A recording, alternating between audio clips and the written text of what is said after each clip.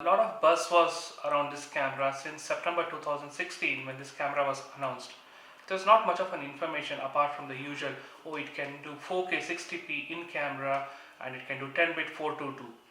But just a few days back, Panasonic officially released the camera and it is now available for pre-order.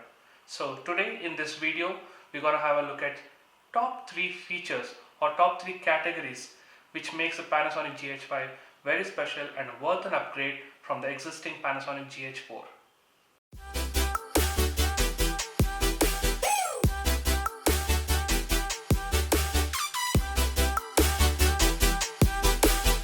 To set a context, the Panasonic GH4 is close to 2.5 years old and it was the main workhorse for a lot of videographers and indie filmmakers. There was a lot of expectation on what the Panasonic will do on the next Panasonic GH series camera. In September 2016, when the Panasonic gave a slight preview of what the people can expect in the Panasonic GH5, the world went just gaga and they were like really not ready to wait till the CES in 2017 to see the camera officially launched. Now that it is available for the people, let's have a look at the top 3 features what sets apart the GH5 from the other cameras and even its own sibling, the GH4. What I'm going to share now are my top 3 categories or the top 3 feature bases which makes me think that GH5 is really worth an upgrade from the current GH4. The 3 things which I'm going to discuss now are the sensor, the stability and the storage. So let's have a look at all these 3 things in detail. First of all, the sensor. The Panasonic GH5 now comes with a 20.3 megapixel micro four thirds sensor. This is much bigger than the existing 16 megapixel sensor on the GH4. It's not just a sensor which is bigger. Panasonic have also made sure that there is no more a crop factor when you're shooting in 4K. So earlier in GH4, we used to have a 2.3x crop factor when you're shooting 4K, and now in the Panasonic GH5, there will not going to be any more 2.3x or the additional 0.3x crop factor.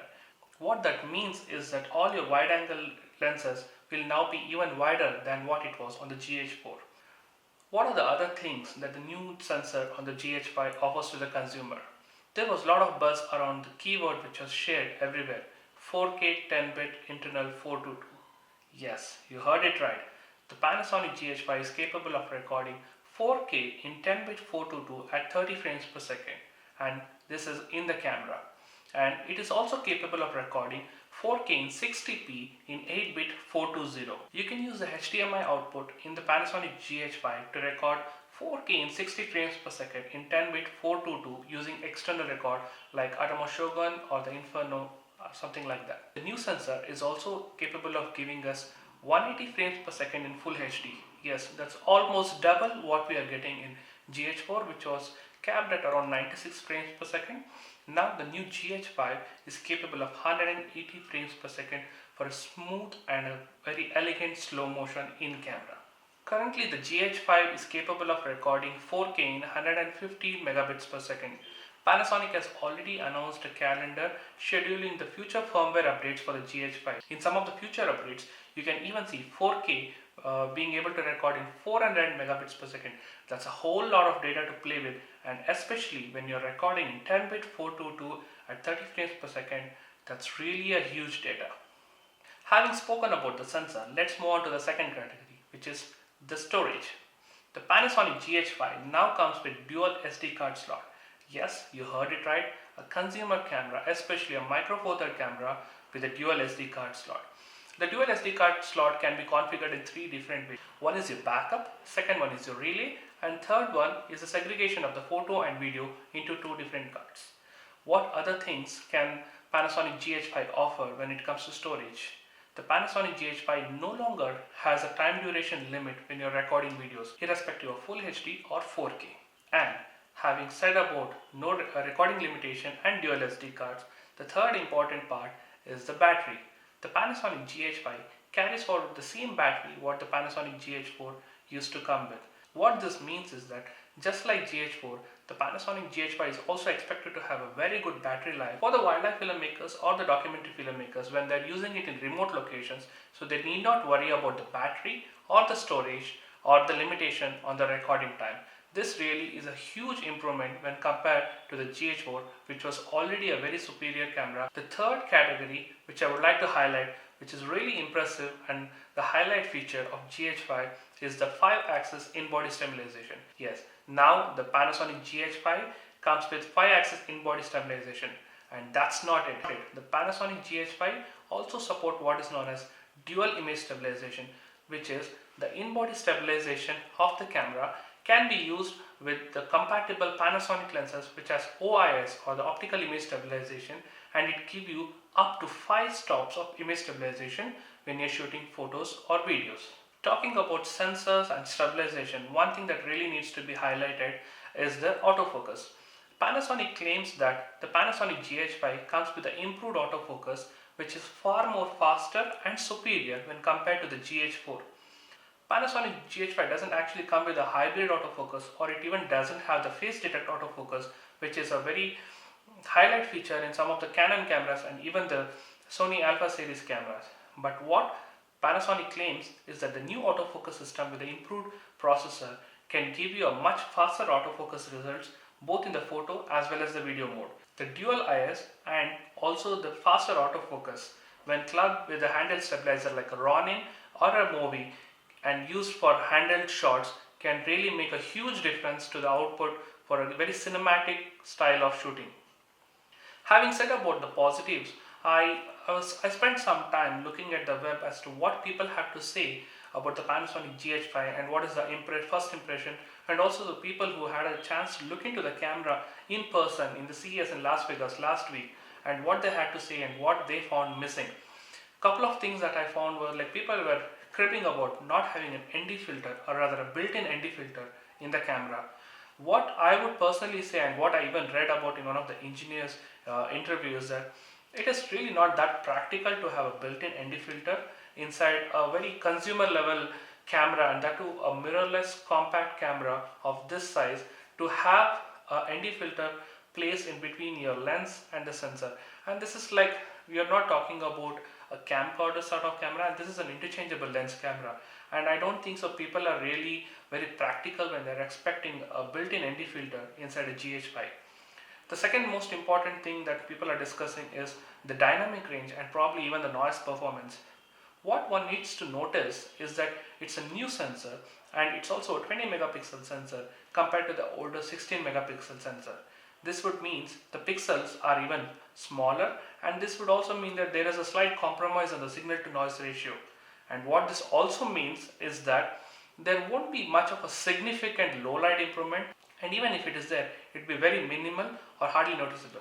I got a chance to see a lot of the footage that have been shot by folks who had a chance to try out the GH5 a month before the launch last week.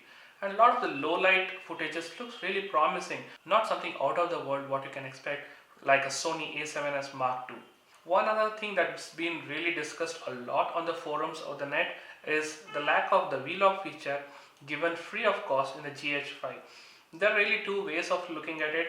One is the negative side, wherein people are really not happy spending about $100 to get a firmware update, and which will enable them to use the log profile, which is really fantastic. I had a chance to try it out on my GH4, and I really love the way the images come out from the Panasonic GH4. I really wish the Panasonic had made the vlog completely in camera. But one good thing, which is the positive side, what I want to talk is, I did read about in the Panasonic website as well as few other forums that the Panasonic vlog comes free of cost for all the folks who do a pre-order of the GH5 over the next few weeks. So if you're someone who was like really badly looking for the vlog picture profile in your GH5, then I would suggest you need to pre-order the camera right now in either B&H or Amazon and get your camera preloaded with vlog free of cost.